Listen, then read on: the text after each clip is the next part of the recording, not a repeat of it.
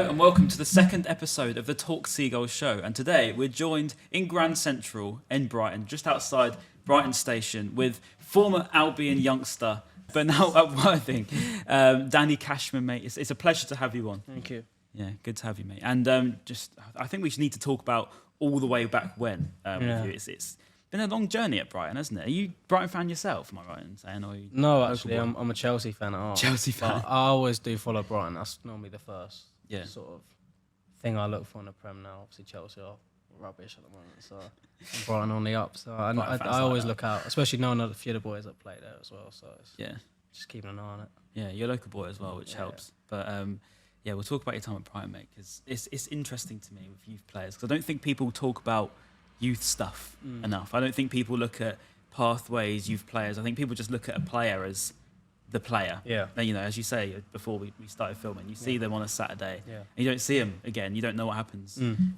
So what happens, Danny? What happens day to day? What's the life of being from however old you started to, you know, getting into them academies? Well, for me, obviously, I joined at the time where the club was obviously transitioning into the training ground. So we was obviously doing a lot of travelling in terms of, for us youngsters at the time, I think Mondays were Worthing, Tuesdays were Eastbourne, Thursdays were Falmer, Saturdays was Shoreham, and then Sunday was Lancing. So like you're literally everywhere. There was no stability. And then obviously the training ground came in, and that was obviously like something brand new to all of us because we hadn't seen something so nice before. And then obviously growing older, just the training ground was always there, so we was there the same routine, so Monday, Tuesdays, and then you get into like day releases, and then as a scholar it becomes sort of, you know, you're full time then, so it's every day, and you're doing your education there and training in the mornings and sometimes the afternoons. So it's like it was a good learning curve. I wouldn't change it. You know, do I wish things happened differently? Yeah, of course, but everything happens for a reason. Yeah, it does. I mean, how old were you when you started? What age did you think? I was under 12s when I joined. No, it was the start of under 12s, so like under 11s into under 12s. Literally since you were a kid, then it was football from the minute go. So yeah, was I that think from secondary school really was literally like year 7. I think was the first time. And then we started to join Brighton, and then it was just like every day. Yeah.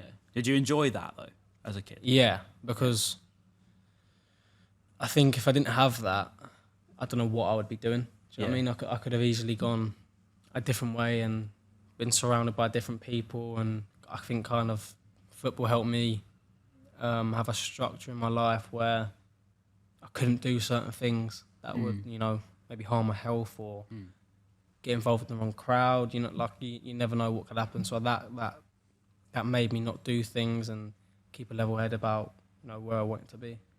So fast forward to actually getting a bit older into the Brighton sort of look in. I mean, I thought really good talent on our hands, Danny Cashman. I think we spoke to you on the Seagull Social podcast a while ago.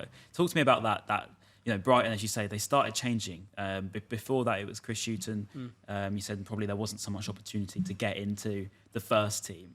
But then that pathway opened, didn't it? And Brighton are so alluded for being the best place for young players. So tell me, as a person that was on the other side of that, is that true? Was that the same? Did you feel that way? Yeah, I mean, look, if I was any youngster, I would look to go to Brighton now, because there's definitely a pathway. Everyone can see that. Like, you haven't got to be in and around it every day to know that. If you know what I mean? Like, you can see what they're doing. For me, it was just, I think it was just wrong timing, you know, or maybe I wasn't good enough at the time, you know. It's just, you can think one thing and someone can think another thing. Football's all about opinions. And I think, you know, now you can see what their identity is and the way they want to play. And you look at the team, it's so young. Yeah, like, it's so young. And for how well they're doing, it just goes to show that it can work. And, you know, it is good to see some people, obviously, that I've played with that are doing so well. You know, it does give you a bit of hope maybe for the future that something else can happen as well. Well, it's funny you say that, because, I mean, I think we're the same age. Yeah, we're the same age, which is funny. And you think, I feel like I'm just starting my career. I feel like I'm right at the beginning. Whereas I think when people look at players, They see a 16, 17, 18-year-old as the wonder kid. Yeah. They get to 20, no one wants to know anymore. Yeah. FIFA's just rotted everyone's Yeah. brains into thinking they have to be below 20, otherwise they're no longer. But it's really not the case. It's funny. I think like that though. Like I think I'm 23 now, so it's like where I thought I would be at 23 when I was 16. I'm miles away from it. Do you know what I mean? I thought at 16 years old I would be, you know, playing a lot higher, doing a lot better. That's what I generally thought, and I thought that's because like once you get to 20, it's sort of like you need to be doing something at 20. Like you need to be doing something really good, like at a good level. Yeah. And that's because I thought I was brainwashed a bit into believing like 20 is quite old now, because you're not really like 19 sounds like a youngster, 20 sounds a bit like older, and 23 is like I've got this. I'm a bit weird. I get really scared about getting older. Like ever since I turned like 20, I didn't want to get older. I didn't want to have a birthday. I was like, I don't want to get older now because like my career's gonna be done soon. Do you know what I mean? You see how quick football goes. Like I remember being 19 like it was yesterday, and now I'm 23, and you know, not in the football league. So it's like things can change really quickly, and I think accepting where you are is a massive thing, because if you try and fight against it, I think that's what it doesn't help you in the long run. Like I've accepted where I am now. Like, do I wish I was higher? Yeah. Do I want to get back up? Yeah. But enjoying what I'm doing now in the moment, I think is the best thing to move forward. Yeah, we'll go to your loans if you want. Go to Coventry, Rochdale. I read somewhere, I think it was Coventry Live, so sorry if I got the credit wrong there, but I think you said to them that you didn't feel wanted at Coventry, and a big part of football for you is feeling wanted. Yeah. And I think that probably would apply to, if I had any young player sat here now, would say the same. So what does wanted feel like at a football club, and what didn't you get at Coventry probably? I think it's the biggest thing, in my opinion. I think if someone makes you feel like you are part of their plans, or they believe in you, like you can do anything with that, because you don't have, there's not like a line where it stops. Like you can just, like, you just got the confidence to keep going and and try new things and work harder and have that extra motivation that sometimes you can't get from yourself. Sometimes people need other people to give them motivation. Like for me at Cov, you know, when I first went there, it was a really good move for me, I thought. And then obviously going straight on loan to League Two, which I thought would be good for my experience. And then come back and then try and fight for a place at Coventry would be just the scenario. And it was just, I don't know what happened. My first loan didn't go that well. I mean, it started unreal. Like I was doing really well, and then in football things change, and like I'd like to sit here and honestly say what happened, but I generally don't know why I just stopped playing. I'm not going to ask you why, but what is it? Because, you know, it's weird when you watch it as a fan versus probably as a player. You know, you watch a player and you think, what's happened to him? You know, they're completely off form. What do you go through as a player for off form periods and getting yourself out of them sort of ruts, I suppose? You just got to do the same thing like that you know you're good at. But it's like, for me anyway, like I can't talk about anyone else, but for me, I'm a confidence player. And if someone is like feeding me love, that's what I thrive off, because I feel wanted, and therefore I feel like I can do things that if it don't come off, I still know they're not thinking a certain thing of me. And like I can then try it again, and then hopefully it does come off. And then for me, that's how I work, because I don't know, since being a young kid, I think at Brighton I was quite rated as a youngster, that I felt quite loved, and therefore like I didn't really have like a ceiling. Like I was just always going up and up and up, because I just felt like I knew I could do things and it wouldn't have like consequences and people wouldn't shout. And I'm not saying that's right, but that's just how, from a young kid, if that's all you know, then that's all you know. And at Rochdale, it started unreal. Like I was doing really well. I got player of the month, and then one Tuesday, I got dropped, and I didn't think anything of it, because obviously Saturday, Tuesday's quite a heavy schedule, so I just thought he's changed the team. And then I didn't play for a few months, and then in the relegation battle, we got a call saying that I'm going to start. I think we needed to win like 4 games, I think, to stay up, and I started 4 of them, and we won 3 of them, I think, and then we stayed up, and then I didn't play again. So it it's hard to kind of carry on motivating yourself sometimes when you know like you're like that and then you're like that, because that is very much like football. It's not that, and it's not just like that. Rotation in football. It happens all the time. Yeah, I mean it's interesting you say that with rotation, because I guess you need to stay fresh, but then I suppose it's that bouncing back. You don't want people to perform badly in one position, but then you do, don't you? 'Cause you want to get back into the team. Yeah, I think there's a million things that can happen. You know, you can have injuries, bad performances that can happen. But, you know, I think for managers sometimes, obviously, I think a manager normally knows his best 11. Yeah. And therefore he normally won't change that unless, you know, something dramatic happens, and that's that. And things change throughout a season all the time because, you know, certain results, or you get people coming in Jan or people leave. All these things happen, and you know, if you're in and around it, sometimes that can be hard. Yeah. Because, you know, you can do everything you can be doing, and it still might not come off. And I don't care what anyone says. You can work as hard as you want to work, but sometimes that might just not be enough. Yeah. And that's sometimes what you just have to deal with, and you don't really get that in other like jobs, with all like due respect. Like sometimes, you know, you can work as hard as you can for yourself, but in a football, like you're trying to push someone else out of team, and that's obviously that's your teammate at the same time, so it can be quite hard. And having them conversations with people that play in the same position as you can be quite awkward sometimes. Yeah, well, because you're winners, aren't you? Yeah. You want to win. Yeah. You want to be. I mean, to even get to that position is what most people's dreams are. That's what you shouldn't forget. I mean, you're doing what I wish I could do. I can run around in a park down the road somewhere, but I'm never going to ever see a ground ever in my life, unless maybe I play a charity match. But I mean, you know, to get to that situation in the first place, I mean, do you put a lot of that down to Brighton for putting you in there probably in the first place on a positive note? Yeah. To not discredit probably that, but I suppose that step maybe a bit too soon for you, maybe?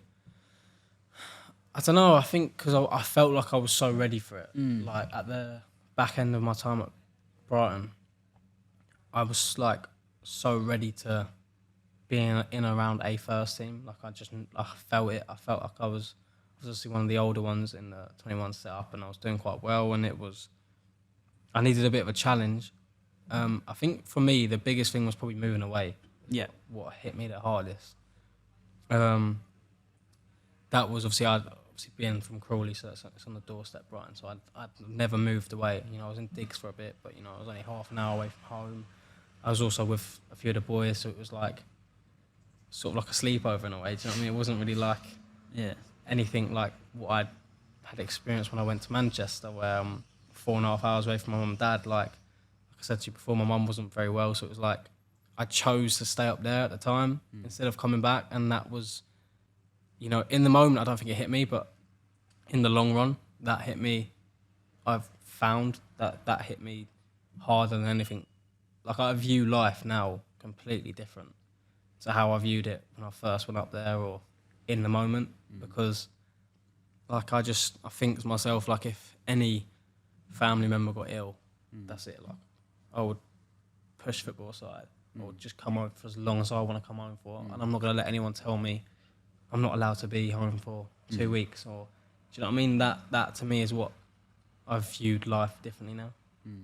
So Rochdale, I suppose, was it more of a case of being away as well? I guess in tying that into Coventry. Yeah. I mean, I think, as you say, you didn't feel wanted, but actually maybe it was because you wanted to come home as well. Yeah. Maybe even a move to like a Crawley. I'm not saying that was on the cards or anything, but probably would have helped you out sooner and quicker. Well, there was one in I think it was after the Rochdale one that Crawley did want me, and Walsall wanted me as well. And I remember speaking to the gaffer at Cov, and he said about going to Walsall, and I just thought, you know, it's closer to Cov. And then if the gaffer can come watch me, then you know that could be a sort of good thing to do. And that's really a big regret, because I didn't start one game at Walsall. Yeah. And I got told I would, and that was just like, at that point, that was when like my head was somewhere else. Yeah. Like, I just hated football. And then the Altrincham one was just like great club, like full of great people. I just knew before I went there, like I didn't want to do that again. Like I wanted to be someone where I was stable and I knew that I was going to be there for a while and I wasn't going to be chopping and changing, and I was commuting from my house in Cov to Altrincham on certain days, so it was like quite a lot of travelling again, and it was just like I wasn't in one place again. Like I was just like moving around, and it was just not ideal. You say you hated football. A lot of players that I've spoke to and I've seen have gone through a similar process at some point in their career. I'm not saying that everyone's followed the same path, but wasn't it? I think it was Davy Proper retired because he fell out of love with the game, and he was one of the best players that Brighton have had in recent times. So when you say you hated football, was that a mixture of everything, or was that just an actual emotion? Genuinely, you actually just didn't like football at that time. No, we played. I was at Altrincham and we played Woolstone away, and I was awful. I got taken off in like the 54th minute, which I think is worse than being taken off at half time. And I remember after that game, I rang up Cov and I said, I'm quitting. I said, I'm quitting football. I'm done. Like, I hated it. Never want to play it again. And then Cov decided to pull me back, and it just kind of went square shape from there. I was just like, it was without like going too much into detail about certain things, because whoever does listen, I don't want to be that guy that talks badly about clubs and all that. But it was just things happened after that which made me hate it a bit more, and I just felt like this job wasn't for me. Like everything was going wrong. Like it was just like one thing after another thing after another thing, and I was like, in football, they say like your life can change in a day because football moves so quickly. But for me, that day has felt like forever. Do you know what I mean? Like I feel like I've never had that day where something's just changed, or you get a chance. Obviously now being at Worthing, like I'm happy. Like I'm back home. I've got freedom again, if that makes sense. I've got my life back. Like I feel like I enjoy the way we play. I enjoy the changing room, the club. Like I feel like I'm starting over again, if you know what I mean. And I know it's a lower level, but I would rather be here than in the Football League right now. Yeah. I know that for a fact. I think it's really interesting I'm asking sort of players, the young players, because I don't think people take it into a consideration of, you say you didn't want to move from home. I remember that video of when Moises Caicedo signed for Brighton, of him leaving Ecuador to come all the way over to England. And then people expect him to play straight away. Hang on, he's got to go on loan first. He needs to understand the English culture. It's a completely different world, to what he's been used to. And that's just not Caicedo. There's so many players that have come over. But for you, even just going up north to coming back down south, then coming back down to Worthing, I mean, you get the call from Adam Hinchelwood, and you said you worked with him at Brighton.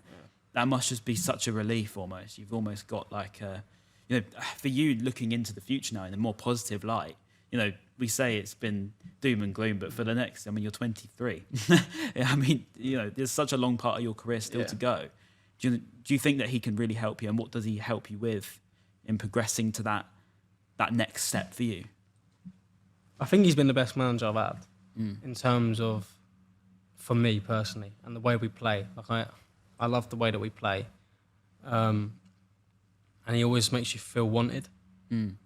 Which, like I said earlier, if you feel loved, for me, like as a person, that's when I can shine a bit more. And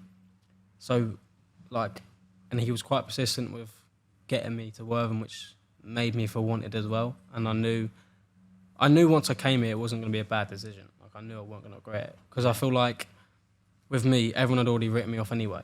So if I did really badly, everyone would just say, "Oh, that's his level. Like he was never good enough."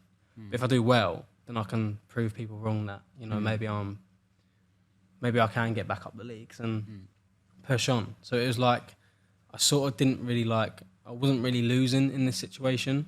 Like I knew the way that we was going to play. I knew the players that were there before. Some of them are like my best mates.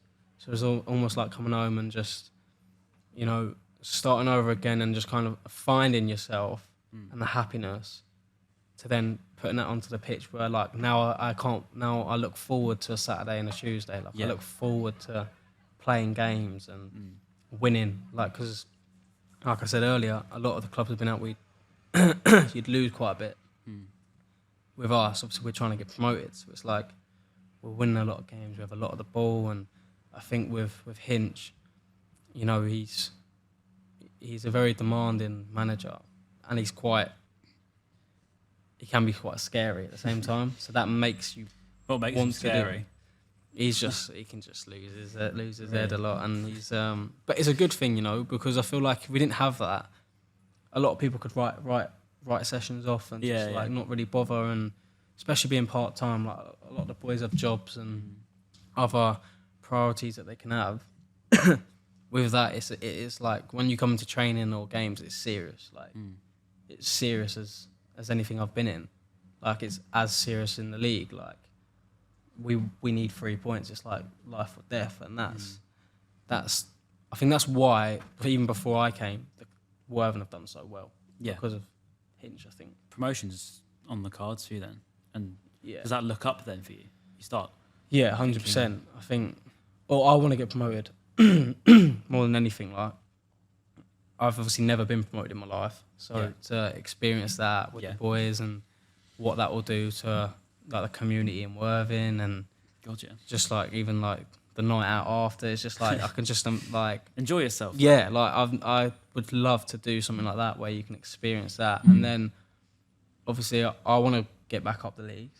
If that's with Worthing, that would be better, because you know I can then maybe stay or see what else is on the cards. I don't know. I can't predict the future, but you know, for me, like I'm just thinking about the right now, and that is all it is. It's just like, can we get promoted?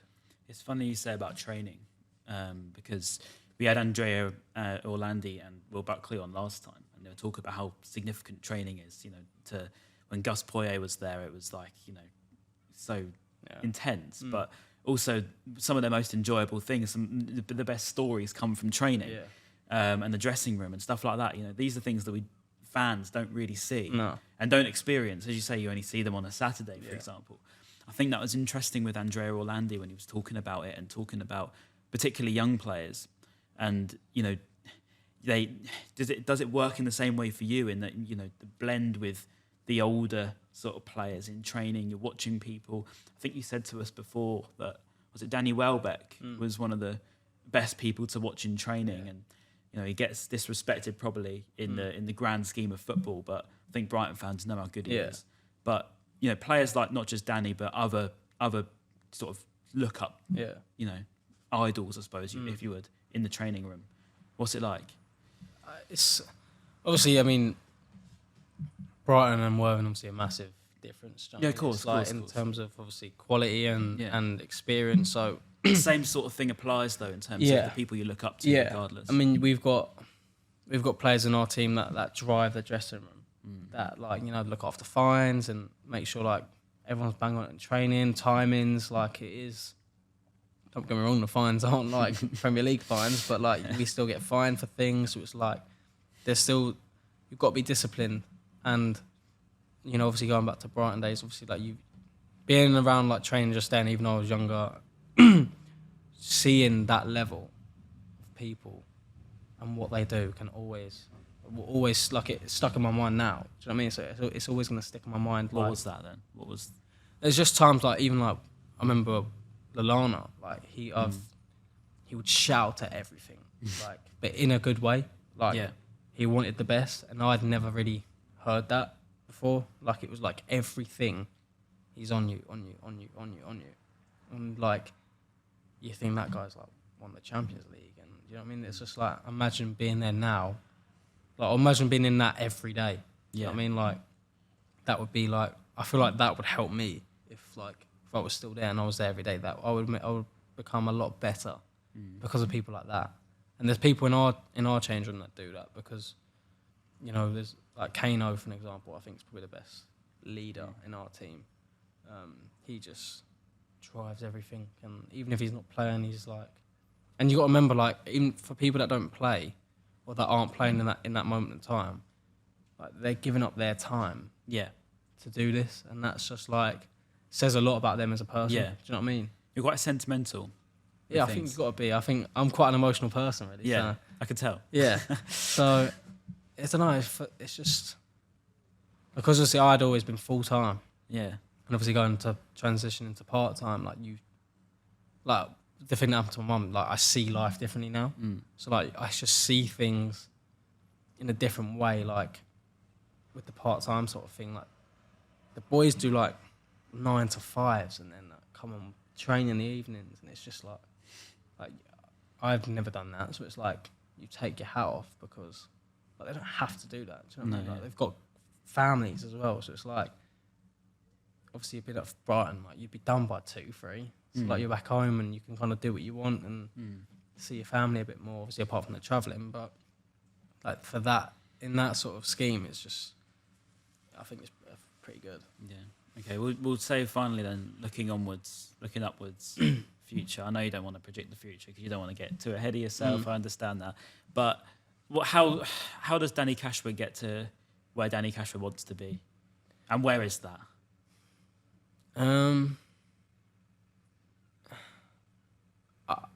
I'd like to get as high as possible. Like I have a place in my head where I feel like I believe technically I can get to.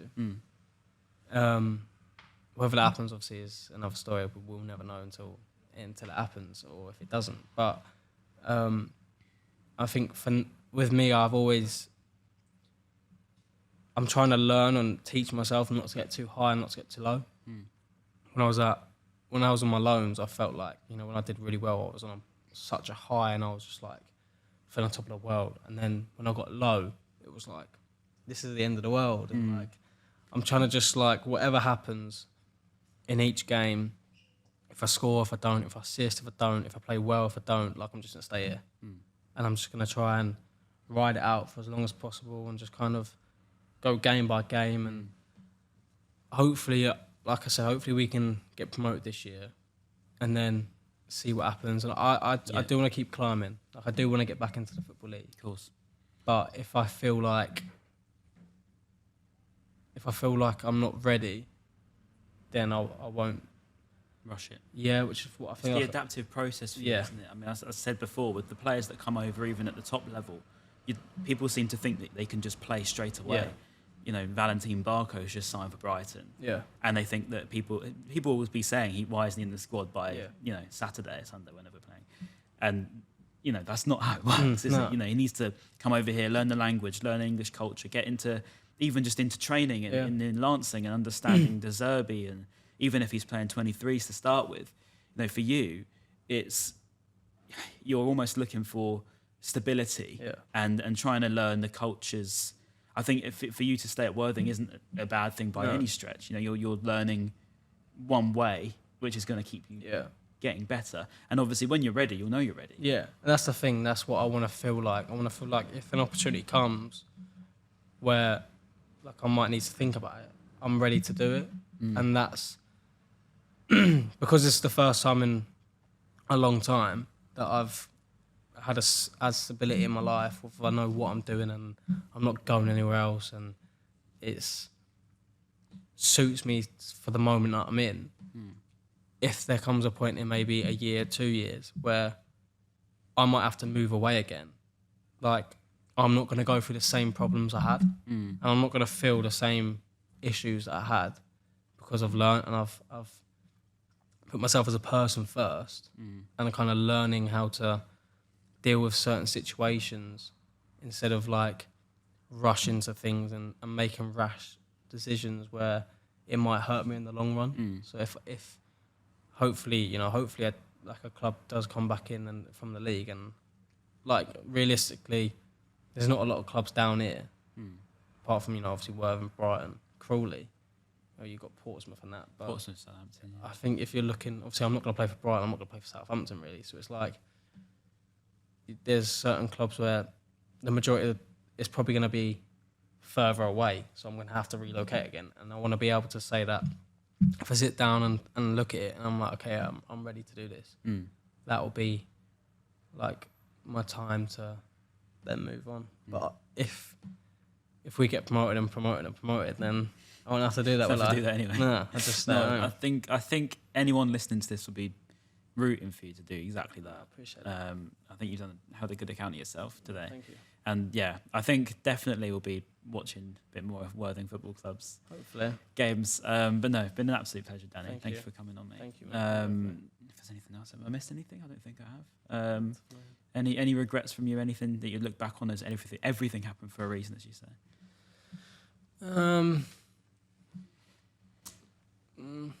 Everything does happen for a reason. You know, I wish I could have played a game for Brighton. That would be my big wish.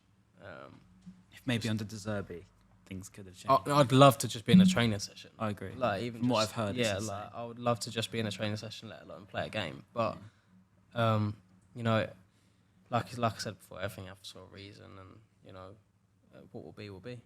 Yeah, hopefully Brighton listens to this. Yeah. Okay, thank you, mate. It's been an absolute pleasure. If you do come down to Brighton, make sure you come to Grand Central, the Albion home, for 20% off. Say that on the website. We'll put a link in the description below, and obviously in our Instagram handles as well. Just outside Brighton Station, as I say, very, very easy. And we'll see you very soon in Grand Central.